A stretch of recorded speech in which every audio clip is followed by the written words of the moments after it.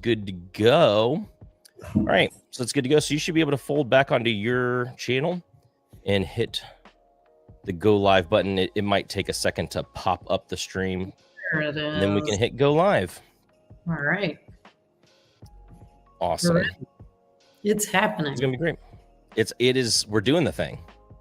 You know, whether we like it or not. I always say, and now that we're on air, maybe I shouldn't bring up this story, but I have to say, and you know, we did one with Jim Gaffigan, and for probably the first 20 minutes, we were just trying to get his audio to work, and it was quite interesting, just doing it live, as they say, you know.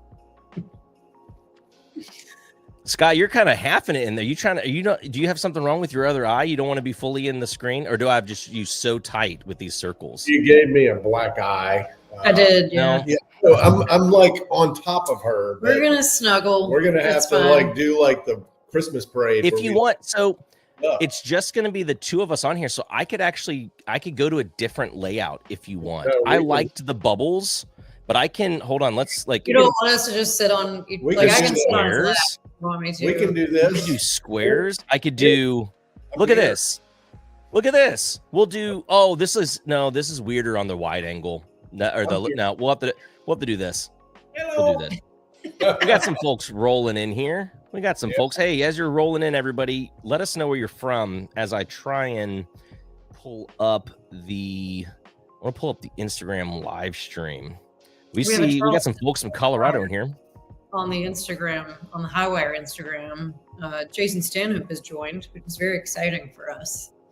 Absolutely. Besties. I love this. I'm really excited for you all to be on, because as we're kind of learning by doing some of these lives, some people are newer, and we'll get into this in a little bit.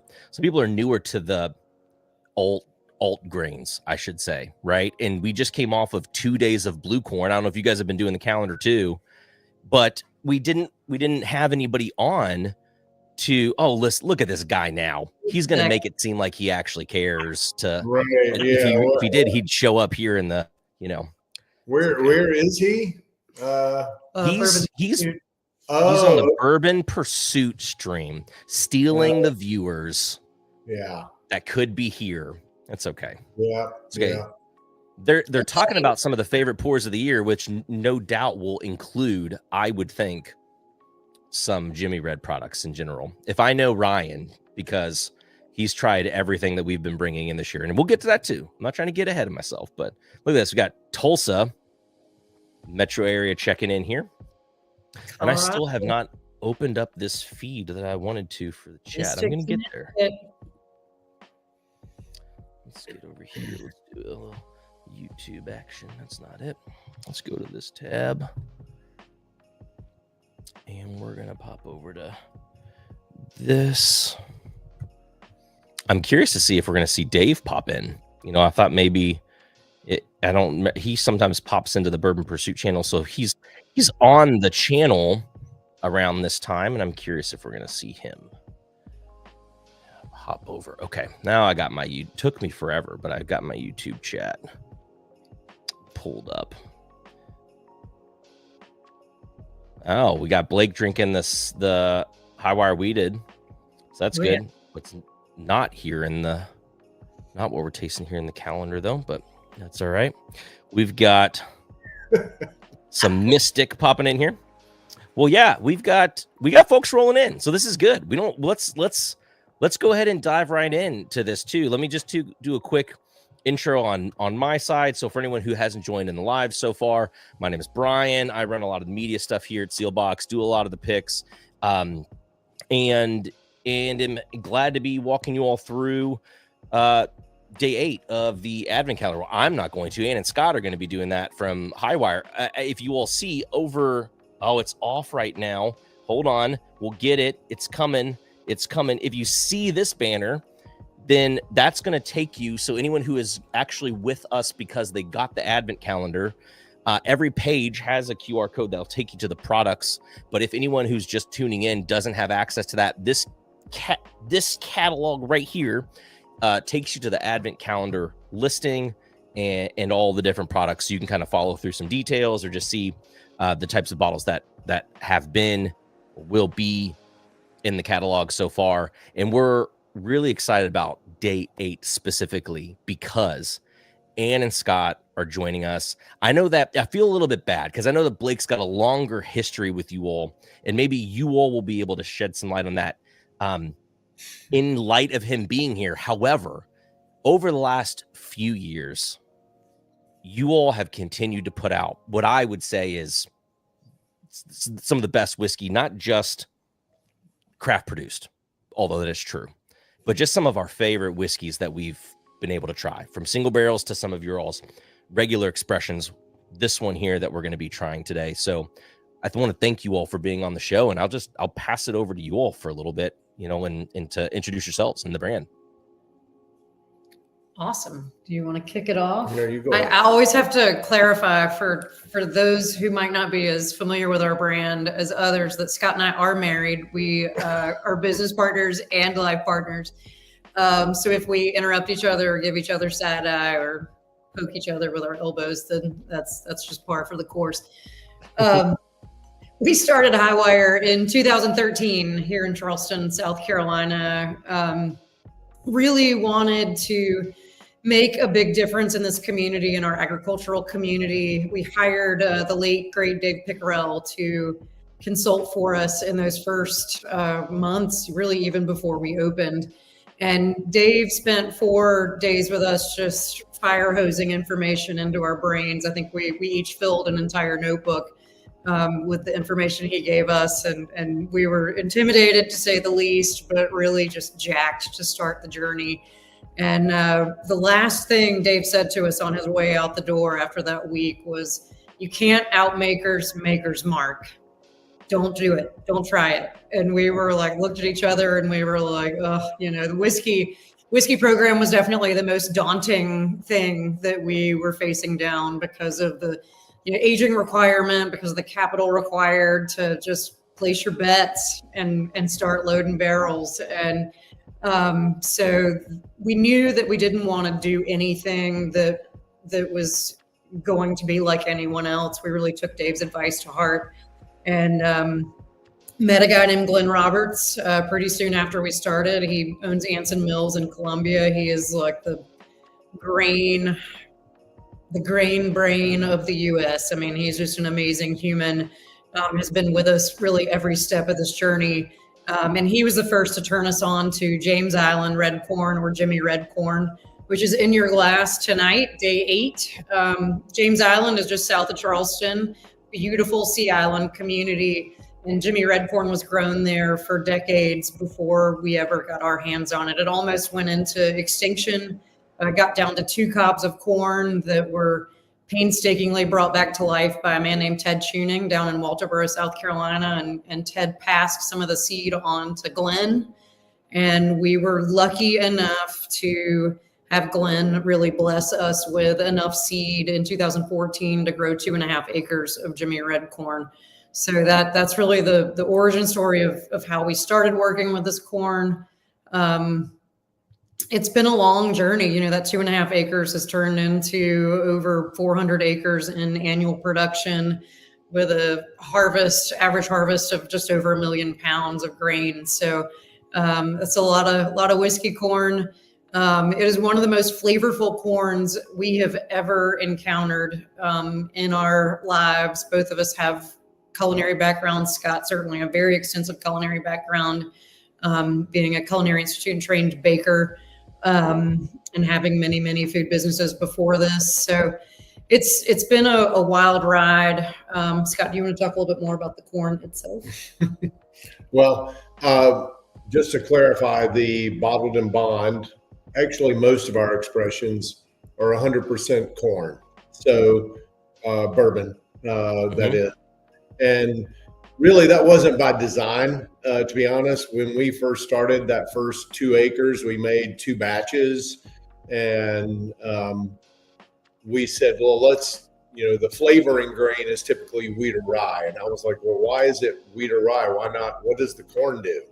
And I thought, well, maybe, different corn will maybe do something different. So that was sort of the whole beginning. And I thought, well, let's make 100% corn mash and sort of see how it tastes. And then we can decide which flavoring grain to put with it. And we really did that for a couple of years. And people were like, this is so different and so unique. And it doesn't necessarily taste like it's 100% corn.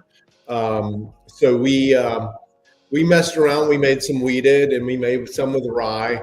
And I don't know if you guys know Bill Thomas at Jack Rose. He came in early on and tasted some of the wheated, and he was like, I like the 100% corn better. I mean, let's face it, everybody's got their flavor profile they like. And so we just sort of had to settle in on something. So we started making 100% corn bourbon. And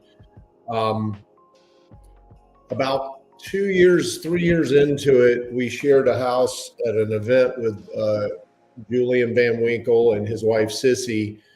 And Julian and I were sitting up one night, and he said, tell me about this red corn you guys are using. And I said, he's like, tell him a little bit about it. And then he said, would you send me some of the White Dog? I'd like to try it. So we packed up a flask and sent it over. And that Friday when he got the flask, my phone, I left it on my desk, and I walked over, and we don't talk on the phone regularly or anything like that, but my phone had 2 missed calls and a text message from Julian that says, call me. So I call him, and he says, hey, I got your whiskey, and I got to say, my mind's kind of blown. What's your flavoring grain, wheat or rye? And I said, it's 100% corn. And he's like, are you sure? And I was like, I'm sure. So he's like, what kind of yeast do you use, and what kind of barrels? You're not using those small barrels, are you? And what's your entry proof? And he's asking a fair amount of technical questions. So I knew he wasn't just sort of humoring me. And he goes on to say, you know what, your White Dog is some of the best I've ever had. He's like, there's a lot going on, and I would swear there's wheat or rye. And we get that a lot because of that spice in the corn. When you taste the White Dog, there is spice in that White Dog. It's kind of hard to explain, but there's this starchiness or doughiness. I went into the distillery this weekend, and I walked through, and I was like, it almost smells like bread, kind of proofing, if you will. So, or dough. And so, it's pretty cool. Blake was actually in for this recently. He was picking some single barrels with Dave Jennings and going through, and we had the proof, age, and then the farm name. And a lot of people don't realize that we barrel by farm. So it's not only a single barrel, it's a single farm. And we just did it. We weren't really trying to necessarily do anything. We knew it might be kind of cool eventually if there was a difference. And we were tasting through those flights with those guys, and Blake's like, these are different farms. And it's like, yes. And so Dave, you can't break that set up. You have to buy both of those because, that's really cool that they do it by farm. So we've never done this. So recently we actually put in our own tasting room a single farm series of single barrels. And we did 3 farms. And I can tell you, we tasted through multiple barrels from the different farms, and there was distinct. I mean, you don't have to have a super palate. It's distinct differences between those. So we're just sort of in a new discovery here. So Bottled and Bond, or Classic, which is our flagship whiskey, is going to be a batch or a blend of typically 5 to 10 barrels. Most typical as of lately, 5 to 7 barrels. And that's going to be from probably 2 to 3 of those farms. And so we've got some vanilla from one farm, and we've got like spice from another, and we've got like peanut brittle or nut brittle from another. And we really can kind of create that, call it like mise en place or whatever, using a culinary term, to sort of create that flavor profile. So we're just starting to have a lot of fun with it. This, we moved into our new building in early 20, with new equipment, more capacity. So right now we have 5-year-old barrels coming at us every week, which is really exciting. And, we're starting to roll into, of course, 26. So next year we'll have a lot more 6-year-old barrels. So what you're tasting, we've kind of moved the bottle and bond up in age. We, unlike a lot of whiskey companies, we actually make our own stuff. So, we kind of live by that, the fact that we're a young company, and we're just sort of riding that age wave, if you will. So that's really, and bottle and bond, as you guys all know, for a craft distiller, that's tough to get to. I mean, it's like being in a same season by a same distiller. And, not only do we make it and wait, we actually grow it. Then we make it. Then so there's a waiting period of growing it, then making it, then waiting it. So if you have a 4-year-old whiskey from us, it's like we started that venture 5 years ago, so we just grow it. So anyway, that's the one thing that I remember from when I visited, because I went down, this was as soon as like some of the double oaks were rolling out. I don't remember if we picked a double oak then, but I know we picked a single barrel. And one of the things, I didn't get to spend much time with Ann because you were in the office with the dog, right? Or dogs, I don't even remember. But she's right here. The dog is right under. Yeah, she's right. I love it. She might make I feel like, we've had a couple of these streams where like some of them, they were timed fine. A couple of them, it's like, wow, these went for a decent time. I felt I left. I never told you this, but I left that trip, and we were my wife's family vacations in Seelbach. And so, we were down for there. So I drove up to do that. And on my drive back, I was just telling Blake, I said, Blake, I had my video stuff. I had all my stuff. And I just wish I recorded everything that Scott said, because you started going into all these details that are fascinating. And I hope that people who are in the stream are picking up on some of the stuff too. So this is not the first bottled and bond that we've had so far in here for the calendar, but 100% corn, and then to be red corn. And then, what I love about the bottle and bond product in general is just that I love ones that have more viscosity than you would think they should at 100 proof. And I think this has it. And that's what I appreciate about all of your all's expressions, because I love the single bears we get to try, and I love the weeded, but like even in your all's, even in the flagship, even in this bottled and bond, these are just really, really great flavors. I want to pull back just real quick about the different farms, because that, again, I hope that someone else in one of these chats' mind's kind of blowing too, because we have in one way or another talked with different folks, not through this calendar, but just in general or on other podcasts or whatever, who they're using barrel or they're using finishing staves to manipulate their profile. They're using locations of the rick house to manipulate profiles, right? You hear those kind of things, and you're talking about using different farms because of where, what kind of profiles you're noticing from those.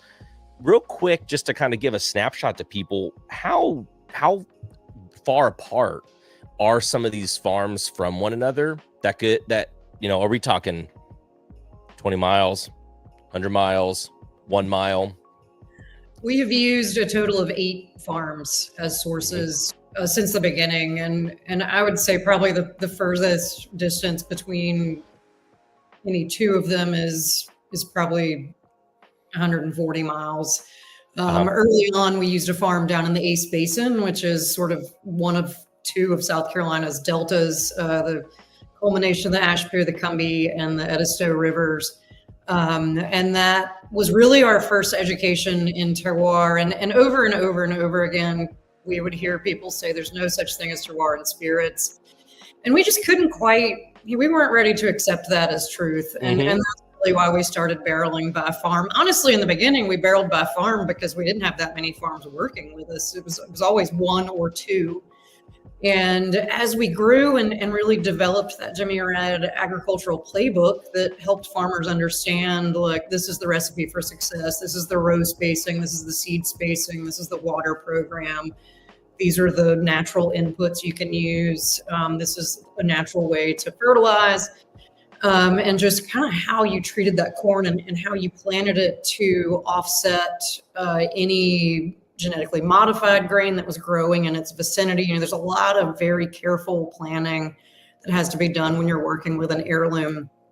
And then as we got into, you know, I think the earliest, I think 2009, no, early 20, we went to the World Whiskey Forum in Seattle, and Dave Broom had asked us to present on our farm program, essentially. So we had done a series of experiments using gas chromatography and soil samples, and had pulled samples from 4 farms and distillate from 4 farms, and did this extremely nerdy rabbit hole presentation on the different flavor nuances from each farm, just using White Dog.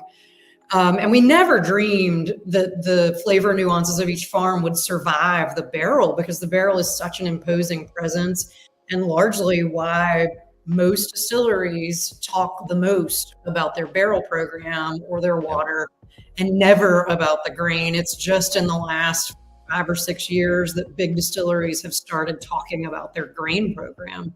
And it's because there really hasn't been one. It's mostly 99% number 2 yellow dent corn used. There might be some people toying around with an heirloom yellow. And then, you know, Balcones, I think, was really the first distillery that really raised a flag on blue corn to great acclaim. And all of that really got us thinking. You know, I was on the board of Slow Food Upstate when we lived in Greenville, South Carolina, and that exposed us both to the arc of taste and just this other world of ingredients, and kind of how America had lost flavor in the modernization of agriculture. And so that was really a starting point for us. We came out of the natural products industry. We were very used to speaking in terms of non-GMO, in terms of all natural and organic, and had a really close relationship with a lot of farms and a lot of our sources with the prior business. And it just, we had a high bar set for ourselves already. So, you know, the farm programs were very important, and we really believed in flavor. And I think that, you know, we started barreling by farm, not only because we were only using a few farms, but also because we were just not ready to close the book on the terroir argument. And we thought maybe just maybe someday we would be able to prove it out.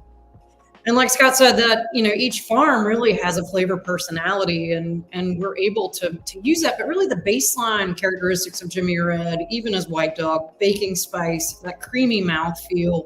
There's so much natural oil in this corn that really coats the alcohol in the spirit. So most of our spirits drink 10 points lower than what the proofreading might be in your brain. Or on the label. So if it's a 107, which our double oak is, a lot of people think that it's just really, really smooth for 107. Our single barrel expressions that might come out between 118 and 124 are really, really smooth. Again, just drink a lot lower than what your expectation would be for something that's that high proof. Yeah, I agree. I see a few questions just to clarify. We do sweet mash. So, you know, you guys are probably all familiar, not sour mash. So we don't put back set on the sweet mash. You know, the reason that's done is you're just trying to lower the pH without using, you know, expensive chemicals or something like that. So that's why, you know, it started many, many years ago. And probably, you know, back when they did it originally, you know, it was just sort of right there. So pretty ease of use. But basically, you're trying to ward off bacteria. And the other way to ward off bacteria is just to sanitize your equipment. So we use stainless equipment. We do a clean in place system, and ultimately just clean everything. And our pH is usually in the 5 to 5.5 range in the beginning. We ferment at about We do a controlled fermentation in stainless at around 81 degrees, which is on the lower side for distilled spirits. We find that the flavor doesn't get as wild, and we don't get bitterness and things of that nature. And then I saw a question about cooperage.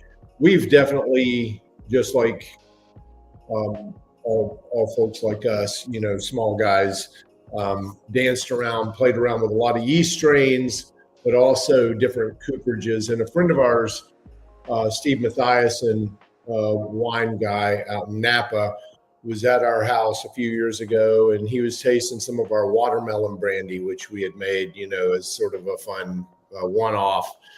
And he was just blown away by that. So we were talking about, whiskey and what kind of barrels do you use? And I said, well, we don't use the fancy barrels like you guys use. Our barrels are like, whiskey barrels, they're kiln dried. And he's like, ooh, why not air seasoned?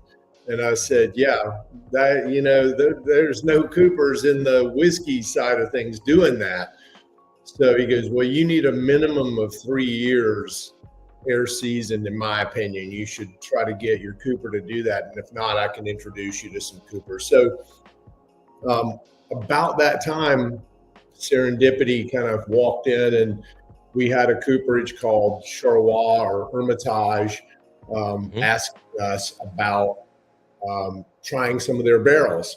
So we got 2 American Oak Char 3 air season 36-month Minnesota oak, and we had our Kelvin kiln dried barrels. And I'd called Kelvin about this, and they said, oh yeah, we don't do air seasoned, that's wine.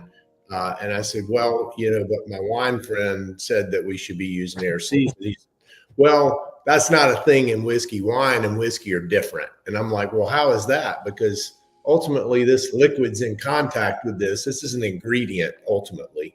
So we tried that just to sort of see, and, tasted it along the way. And in the meantime, we just said, you know what, let's just start buying some of these air season barrels. So we went to 36-month air season barrels in 2019, and we've never used anything but. And now Kelvin got bought by Hermitage.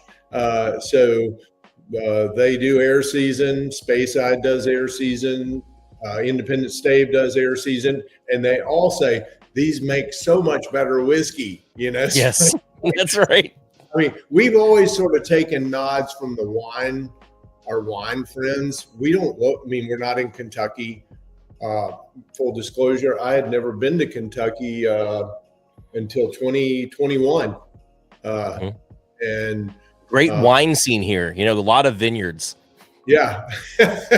So I just thought, I don't know. We were a bit in a vacuum. So we're food people. We have, like I say, a lot of winemaker friends. And really for us, I was interested in, there again, sort of pulling out that raw flavor from that agriculture. We like to say we're an agriculturally focused distillery, and focusing on those varietals, but also thinking about that farming. We do no-till farming.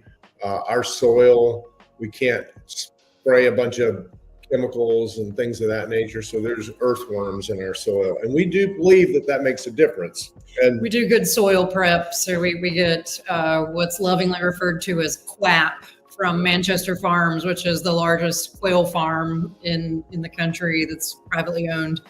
And that soil dressing really helps prepare the soil for planting. And they're good friends of ours just up the road in Columbia, South Carolina. And that, it's just being innovative and really great care happening in absolutely every step of the process. Scott was talking about cooperage. Our barrel entry proof is about 110 on average. That's pretty low for industry standards.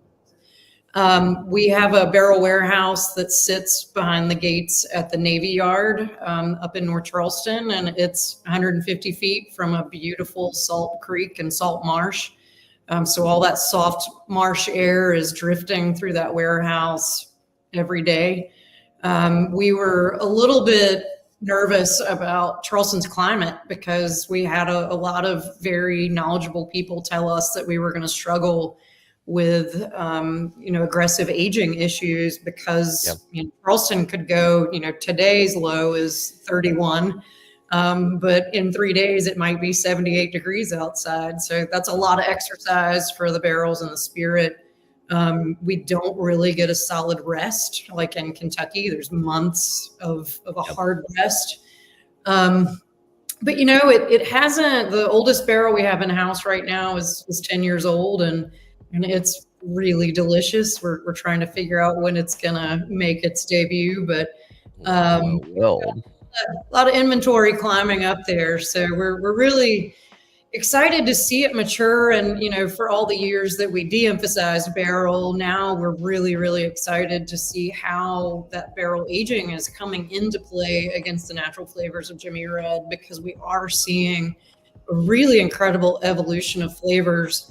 And I would even say that it's harder for us to detect. Scott and I can pretty much blind taste barrels on farms right now. So we have challenged each other endlessly. We've had a lot of people challenge us at tastings to name the farm.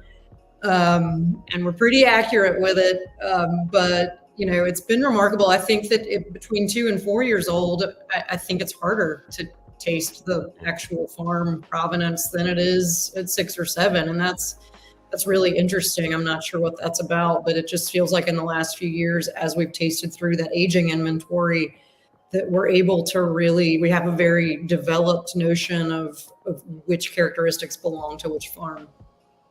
When you all talk about the red corn variety, when you talk about your culinary background, when you talk about how it seems like it can aid in the mouthfeel and just overall flavor, just in general, if you were tasting like a different whiskey, do you all taste whiskey or anything like as if it's a meal, like as if you're like tasting it more heartily than just drinking something? Yeah, I mean, is that a weird question to ask? No, well, I think I drink wine that way. I mean, I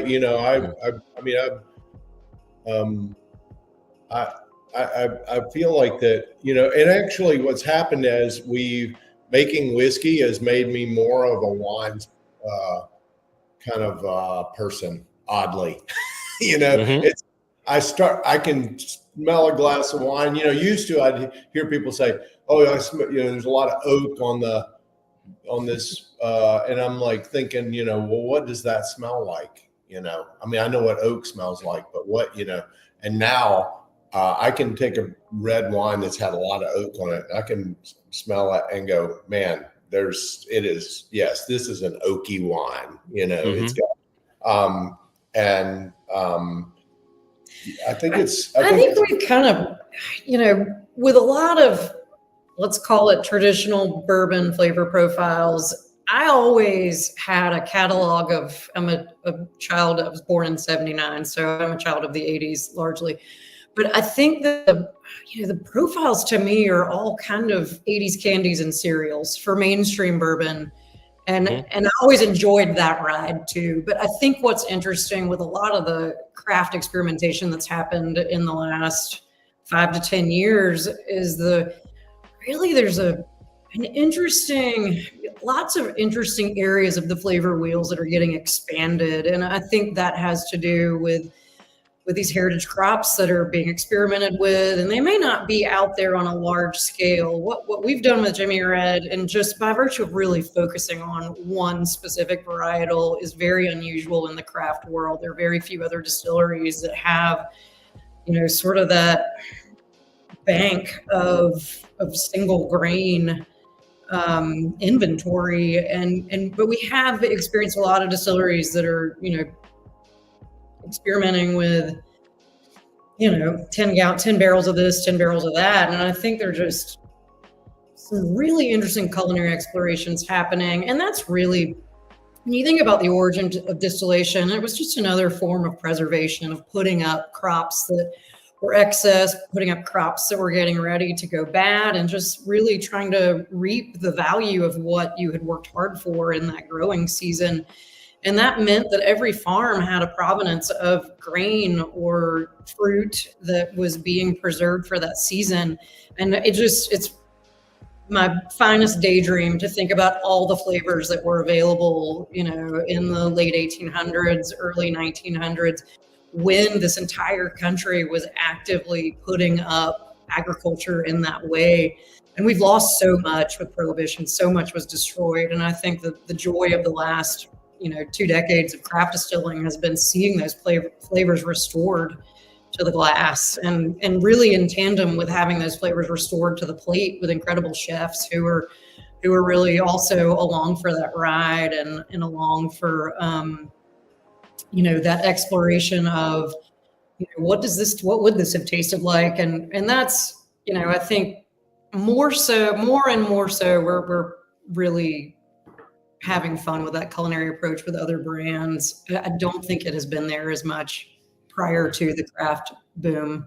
Yeah, I mean, I think that I continue when we were not distillers. I had never distilled anything when we got into this business. We were brewing beer at our house, home brewing, and I was a baker, so I had fairly decent knowledge of grains and things like that. But ultimately, when I was reading all the, in those days, forums of, people starting out, this would have been in like 2010, 2011.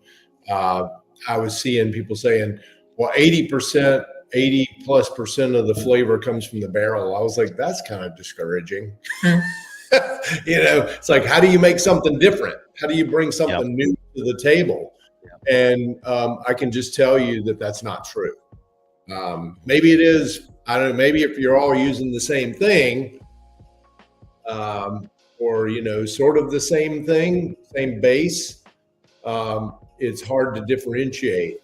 But I can, like Ann said, Aaron Goldfarb, I don't know if he knows who this guy, writer. We were in New York recently, and there was a single barrel in the bar, travel bar in Brooklyn, and Aaron saw a single barrel because we were telling him about this sort of farm thing, and he picked up this single barrel. And we don't tell what farm the single barrels are from, which shame on us.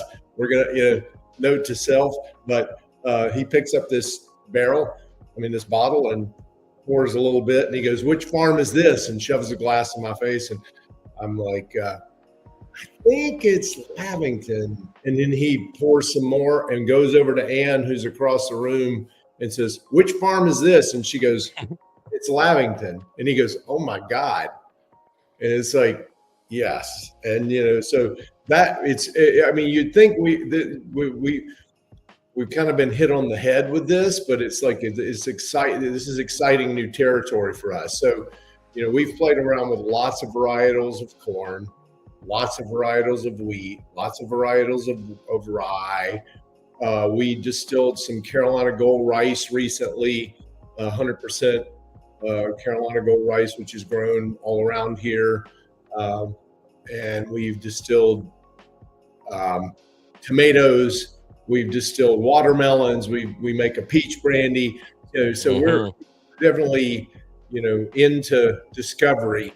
So when these things kind of come along, it's like, whoa, the barrel isn't 80%, man. But it's helping kind of separate and bring those layers forward, which, I love barrels. I mean, they're definitely a great advantage in that oxidation and sort of that, flavors, wood sugars and things of that nature. So, it's definitely part of the dance.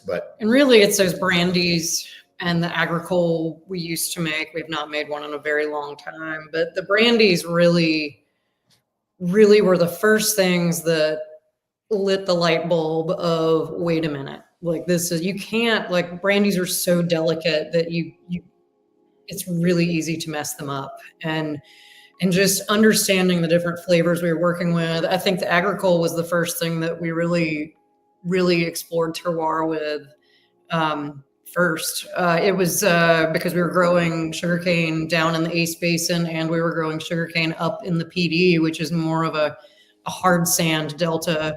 The Ace Basin is more of like what we call pluff mud down here. Delta is very fine, almost oily type, thick deposits that were laid down millions of years ago. And also the Ace Basin farm we were working with was a former rice plantation. So they had all the gates and they would flood the farm with brackish waters. So the soil had a lot of salt in it. And that brininess really translated through the agricole that we were making. And that was definitely like the very first just knock us backwards. Like these things are very different. The process was very much the same.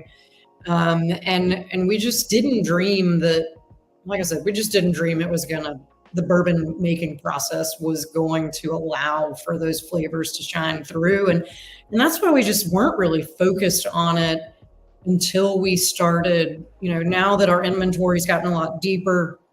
We've got about 5,500 barrels in inventory. But now that we've got this depth of inventory and the groups of barrels that are eligible for a bottled and bond batch or for a 7-year-old batch are a lot bigger. So we're tasting through a lot more barrels that are about the same age, that are coming from 3 or 4 farms, and that tasting education that we really have not had the benefit of having before, because it's kind of always been like, well, these 4 barrels are kind of qualified to be in this batch together. That's just the process of being a young distillery. And even though we're, 13 years old now, we're still a very young distillery. Yeah, it's interesting. And not to pass up any conversation about your brandies, but you did kind of skip over, Scott, when you were talking about the fact that you got the peach brandy finished bourbon, which is also lights out. As we're getting, I always pull it out around Thanksgiving. That's not right. I always pull it out around Derby time. For the mint juleps, right? But anyway. All the products are great. There are a couple questions in here too. I don't know. I want to be mindful of your all's time too, because we've gone a little over 40 minutes now. So I don't want you all to feel pressure to stay, but you got some folks in here getting nerdy, but you also didn't really talk about the still stuff. And so I thought this one would be worthwhile to bring up, because you all have both systems in the distillery, right? Yeah. We use a Carl still. Our bigger still is 8,000 liter, roughly 2,300 gallon. We do on the grain, like I mentioned, sweet mash. It is a pot with a line arm, sort of a traditional pot with a line arm that is angled down, and sort of like the Seelbach logo. It looks a lot like that. But then there is a 4-plate hybrid, column there. The beauty of this still, though, versus our old still, is that we can bypass that column and go straight into condenser if we want. So, great question. We have never done that, and it's definitely on the wish list. You'd think we make the same. We make Jimmy Red about 80% of the time every day. You'd think we would start to experiment more with that. It's been. We're messing around with how much water we put in the mash to fermentation temperatures. We do use enzymes. I see a question there. We're using enzymes. And like I say, we've done sour mash. We also make the sweet mash. There's a million different variables, and so we've been sort of slowly stepping towards. Now we've done pot distillations in a small batch before. We have a little bitty experiment still, basically, that we've used over the years. I wouldn't say it's a great comparison probably to what the Carl would do. So we are anxious to try that out. The problem will be, of course, we're going to have to do like 4 or 5 runs on that pot and then do a spirit run after that. So good. Stay tuned, I guess, is the best question. And just to be clear, we have a deflagrator up at the top of the plates. So, that sort of pre-condenser, we don't chill it. Our we're coming off the still at about an average of about 140. So it's, on the lower side for a hybrid, but it's still a single pass. Yeah. And I'm going to just jump just because I saw some comments back before too, and they were talking about the sampling, the stuff for the farm. I don't remember if this is what you were saying, like you have the ability to taste these sort of things at the tasting room, but just for people to know, and not to, I've said this before in the other lives for this too. I'm not just trying to fold back and plug products, but it's hard for me not to do that with your all stuff, because even when you all probably didn't see all this stuff, but like when I went through and I was doing my end of the year list last year and trying to figure out where to put all these Jimmy Red products, because we had there was the single barrel you had in the Lost Lantern collection that I thought was just dynamite. What farm did that one come from? Do you remember what that cask was that was in there? That's a hard one. Yeah. I'll send you a sample. I'll send you a sample of it to pull that up. It was They had. If we weren't on my computer, I could look it up. We have that bottle. Adam and Nora sent us a bottle. So good. I'll look it up and send you that. But now that oh my gosh, we get 4 emails a week with what farm is this? Yeah, now it's the best gift. Honest, Sorry, Blake, those are for me. Once you Blake's guys, fault. Once you guys started this, we're continuing. We've got people that have 10 and 15 different single barrels. They're now collecting these sort of, like I would call them, horizontals as opposed to verticals, because they're the different farms. And that's really, there again, we're sitting here with a whole slew of barrels, over 5,000 barrels of these different farms. And every single barrel has a farm name on it. And we have single barrels in our tasting room, and we've sold single barrels to you guys and never told you which farm it was from. Right. So it's like, so there's a bunch of, sort of exciting, like I say, from here forward, we're going to be talking about it more. Mm-hmm. Hey, I think it's cool. I also apologize. I know it's a little annoying, so I apologize, but it is awesome. But I mean, it was hard. Like even last year, it's like you all had the weeded and that's come back. And now we got the 7-year weeded. That's on the site. You've got the Bottled and Bond that we're drinking now. We've got, looks like Southern Smoke Foundation had a Cabernet finish cask. I've not tried that specific one, but we've done 2 cab finished ones. Those are incredible products. And then, but where I was going with that too is that you do have a discovery collection just in general, where you have the Bottled and Bond, you have the classic, and then I'm trying to remember what the third one is, a sherry finish, right? That's in there. So there is a set. So anyone who's still on the fence, like, hey, I liked this, I want someone else to try it. They didn't get an advent calendar though. The discovery set are these 100 ml bottles and make a great gift. That's what it was in our gift guide last year. So definitely, if you're a fan of this in the calendar, a product worth checking out and sending to somebody. And it hasn't loaded yet, Brian, I don't think, but you also have the last of our peach brandy Bottled and Bond. Oh gosh. That's going to hit the site. I don't even know when, but it shipped last week. You'll have about 90 bottles of that. And I know this is a bourbon crowd, but that's okay.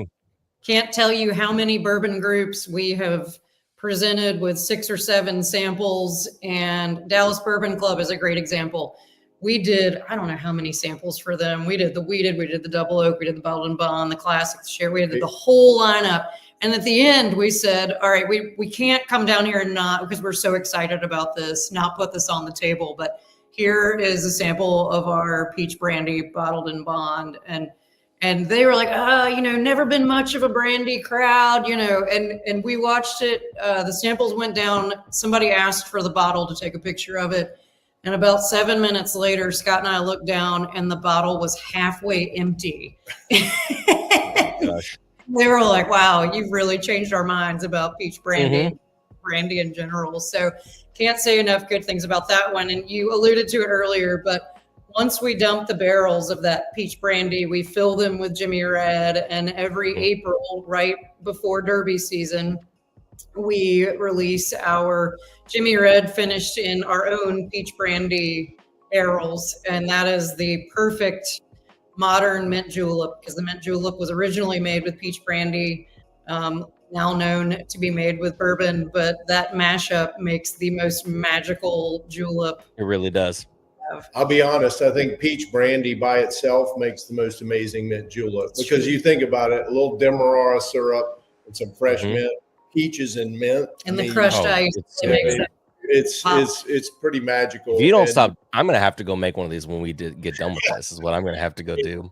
And the last thing I'll mention is that we, on our bottle shop on highwiredistilling.com, there is one terroir bundle left. We loaded 30 of these a couple weeks ago, and it is a bundle of 3 bottles, one from each farm in the series. So one from Plumfield Farm in Darlington, South Carolina, which is in the PD region. One from W.P. Rawle Farm, which is in Pelion, South Carolina. All of that grain was grown organically. And then one bottle from our Calhoun Co-op, which is 3 farms that work together and store grain together in St. Matthews and Cameron, South Carolina. So that 3-bottle bundle is an amazing way to experience the terroir that we're talking about.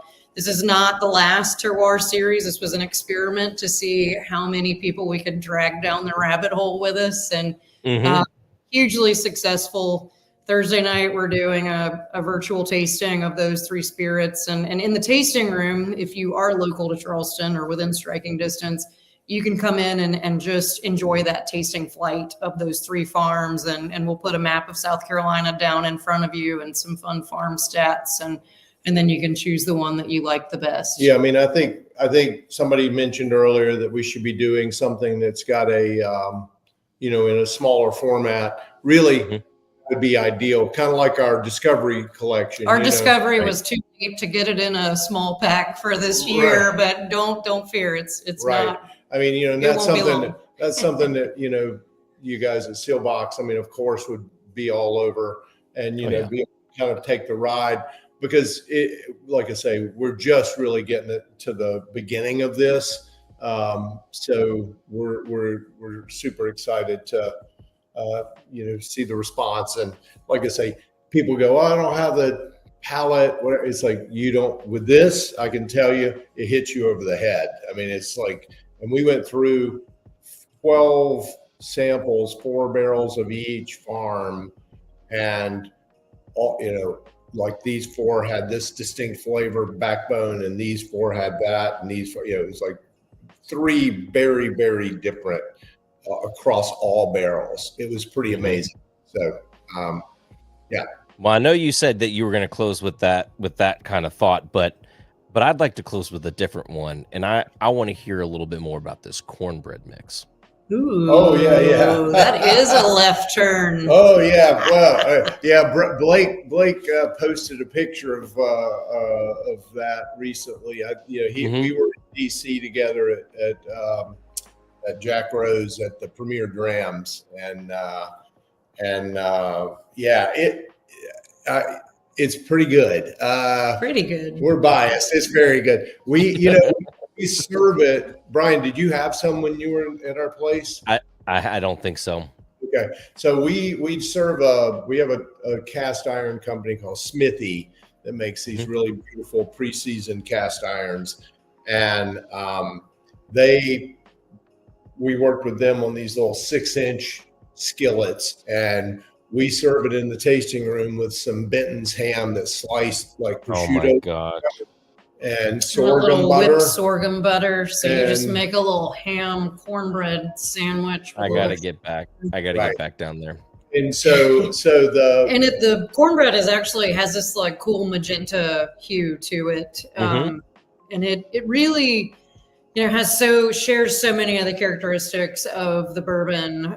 It's really cool to taste them next to each other and understand how the flavor of the corn really translates into both a culinary item and a beverage, and just, it's really, I think one of my favorite things is watching somebody drink our bourbon for the first time, and watching people taste this cornbread for the first time is also really fun. But our bourbon, kind of like I was saying earlier, it is the complexity of the sweetness of it is so different from any other whiskey I've ever had.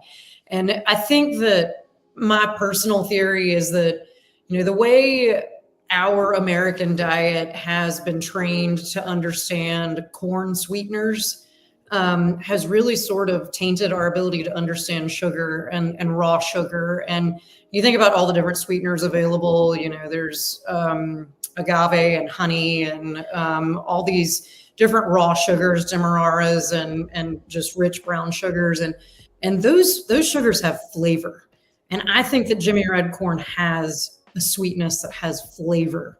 And I think that that is one of the things that when people taste our spirits, they're trying to like muddle through the traditional bourbon flavor checklist. And they don't get very far down that checklist before they say something like, it's different.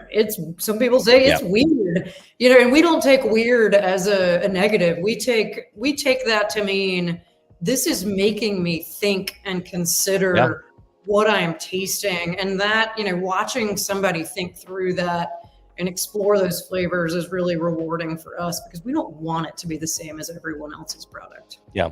That's what I was hoping to kind of set you all up earlier with the meal. I was kind of hoping that where I was really going with it was whether you thought that yellow corn whiskeys were like eating at Denny's and like red corn is like eating it. We're not. Like I was hoping we were gonna like get to. Trying to drag us out. I will say this. This is a controversial statement. When you look at the world of corn, which is a report the U.S. Corn Lobby puts out every year, and I think their website is even called World of Corn. When we first started out in 2013, when I discovered this website, their statistics showed that less than 1% of all the corn grown in this country was consumed by humans. And that included high fructose corn syrup. That includes the alcohol beverage industry. That includes cornstarch, Cheetos, cereal, sweet corn, cereals. That's a huge category. Everything else is ethanol and plastics and animal feed. And ethanol does not include spirits. Spirits are in that other. Spirits are in human consumption. Right. And now it's 10%. I don't know how they skewed the data to get it from 1 to 10, but maybe that's the bourbon boom. I don't know. But I think what that tells us is that GMO corn has not been bred for flavor. It has been bred specifically for industries that are more concerned with yield and conversion rates and dollars, honestly, than with flavor. And that is not a knock on anyone that is using number 2 yellow dent corn. That is the bedrock of the bourbon industry, and we would never knock it because there is some amazing stuff out there.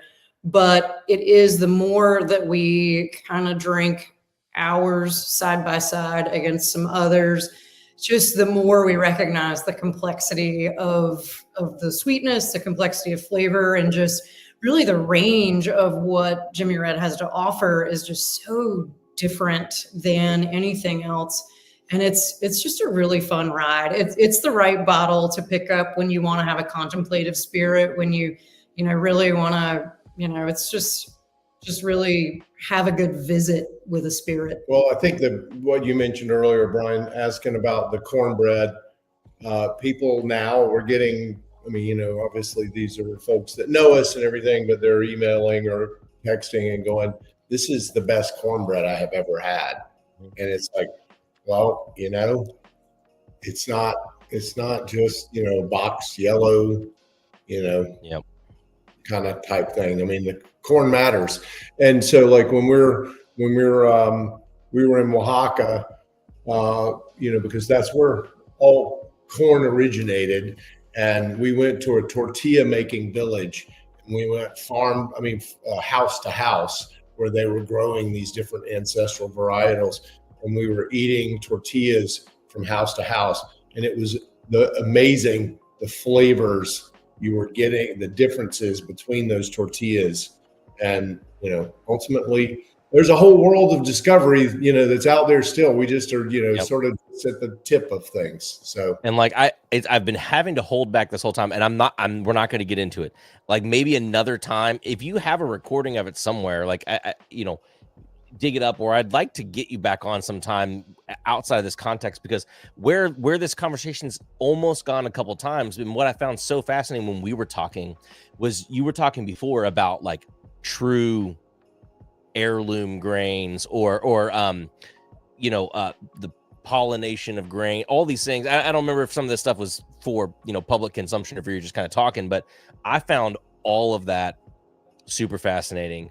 And I thought you even maybe had talked about the tortilla thing, kind of a part of that conversation too. We won't get there. I don't want to like, because again, that was super long. We don't have to get into all that. But either way, I love hearing from you all, and I love talking to you guys. I apologize though, but I probably will start to have people email you about what farm the cornbread is from now. Okay, so you have to answer those questions too. Okay. Calhoun Co-op, much exclusively. Yeah, right. Well, Glenn Roberts. Yeah, Glenn agreed to mill it. We can't mill for cornmeal, so we got Anson Mills to mill our corn for us for this cornbread.